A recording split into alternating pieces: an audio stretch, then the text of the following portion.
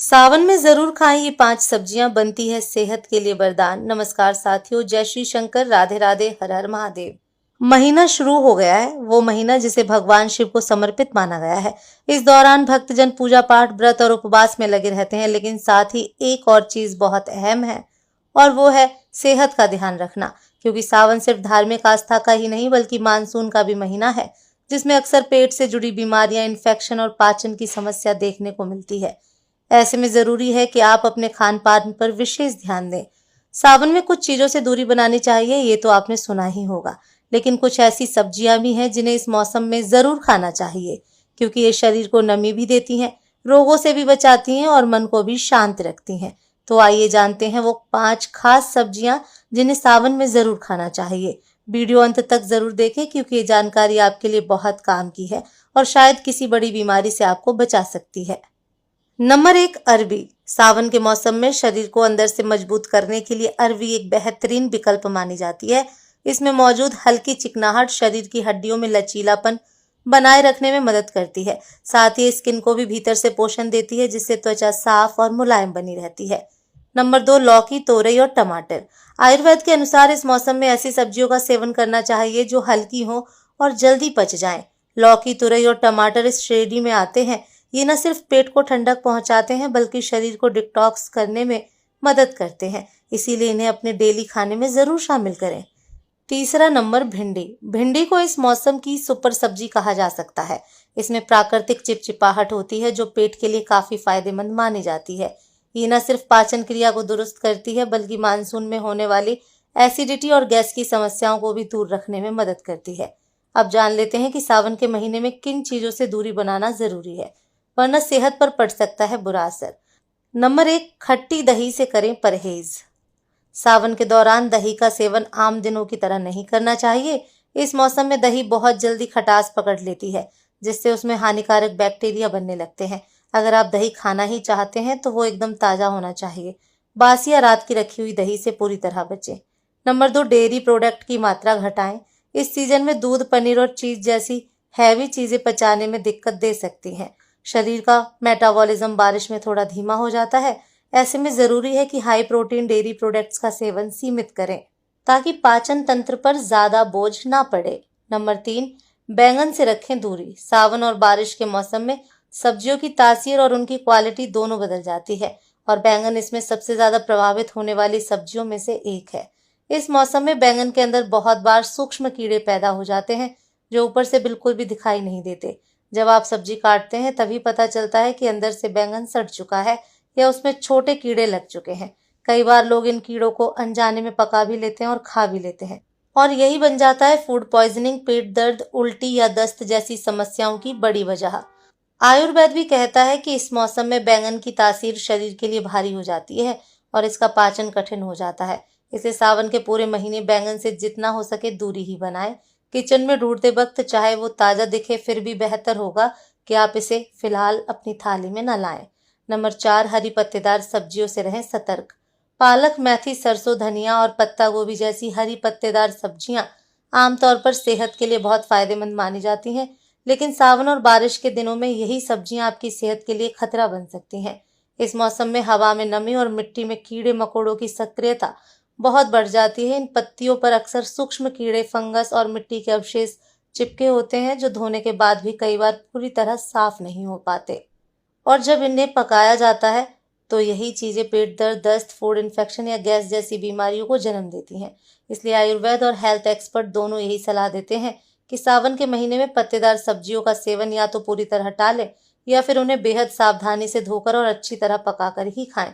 ध्यान रखें, सावधानी ही सुरक्षा है। नंबर 5, मांसाहार से करें परहेज। सावन का महीना सिर्फ धार्मिक आस्था और व्रत उपवास का समय नहीं होता, बल्कि ये शरीर और आत्मा को शुद्ध करने का एक पवित्र अवसर भी माना जाता है। इस दौरान न सिर्फ पूजा पाठ का महत्व बढ़ जाता है, बल्कि सात्विक भोजन का पालन करना भी बेहद जरूरी हो जाता है। सावन में वातावरण में नमी और ठंडक बढ़ जाती है, जिससे पाचन तंत्र धीमा पड़ जाता है। ऐसे में मांसाहारी भोजन जैसे मटन, चिकन, अंडे या मछली को पचाना शरीर के लिए भारी पड़ सकता है। इन चीजों को पचाने में ज्यादा समय, ज्यादा मेहनत और ज्यादा पाचन शक्ति की जरूरत होती है, जो इस मौसम में अक्सर कमजोर हो जाती है। यही वजह है कि न सिर्फ धार्मिक दृष्टिकोण से बल्कि स्वास्थ्य के लिहाज से भी सावन में मांसाहार से दूरी बनाना समझदारी मानी जाती है। Number 6, mushroom. सावन के मौसम में मशरूम जैसी चीजें खाने में भले ही स्वादिष्ट लगे, लेकिन इनका सेवन इस समय शरीर के लिए खतरे की घंटी बन सकता है। दरअसल बारिश और नमी के मौसम में जमीन और पेड़ों पर अपने आप उगने वाले जंगली मशरूम की संख्या काफी बढ़ जाती है। यह सभी मशरूम खाने लायक नहीं होते। इनमें से कई मशरूम जहरीले होते हैं और आम आदमी उन्हें पहचान नहीं पाता। कई बार लोग बाजार से मशरूम खरीद लाते हैं, लेकिन असली और नकली की पहचान किए बिना पका लेते हैं।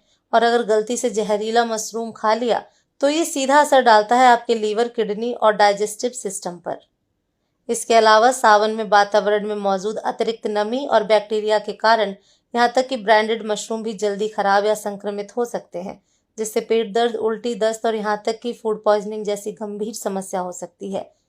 आयुर्वेद में भी बारिश के मौसम में ऐसे भारी फफूंद युक्त खाद्य पदार्थों से दूरी बनाने की सलाह दी गई है, क्योंकि यह मौसम शरीर की पाचन शक्ति को कमजोर कर देता है। इसीलिए सुझाव यही है कि चाहे आप मशरूम के कितने भी शौकीन क्यों ना हो, सावन के महीने में इनसे पूरी तरह परहेज करें।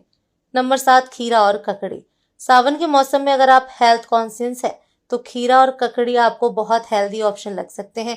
आखिर ये तो ठंडे होते हैं, हल्के होते हैं और प्यास भी बुझाते हैं। लेकिन जरा ठहरिए, जो चीज गर्मियों में अमृत मानी जाती है वही सावन में आपके लिए जहर का काम कर सकती है। असल में खीरा और ककड़ी दोनों ही पानी से भरपूर सब्जियां हैं और इसी वजह से इनमें बैक्टीरिया, फंगस और माइक्रोब्स बहुत जल्दी पनप जाते हैं।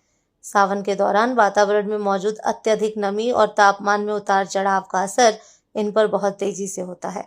अगर इन्हें सही तरह से स्टोर न किया जाए या ये थोड़े से भी कटे हों तो कुछ ही घंटों में इनमें खराब होने की प्रक्रिया शुरू हो जाती है।